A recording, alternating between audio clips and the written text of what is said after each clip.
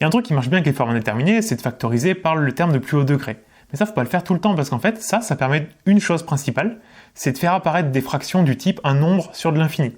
Et on sait que ça vaut 0. Mais un nombre sur de l'infini, parce qu'on fait la limite à l'infini. Si on fait la limite sur un nombre, ça n'a plus aucun sens. On ne divisera pas par l'infini, donc ça marche plus du tout cette technique.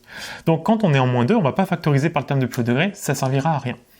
Par contre, le fait qu'on ait trouvé 0 et 0, c'est des polynômes. Quand on remplace x par une valeur et qu'on trouve 0, ça veut dire que c'est une racine. Et on sait qu'on peut factoriser sous la forme x moins la racine, un polynôme.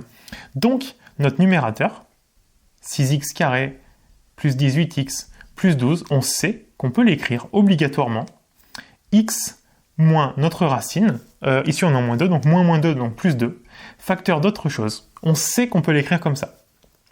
On va facilement trouver ce qu'il y a de l'autre côté ici. En fait, on sait qu'au final, on doit trouver 6x au carré. Là, on a un polynôme de degré 1. On sait qu'en multipliant des polynômes, les degrés s'ajoutent. Donc là, il nous faut forcément un polynôme de degré 1, comme on veut du degré 2 au final.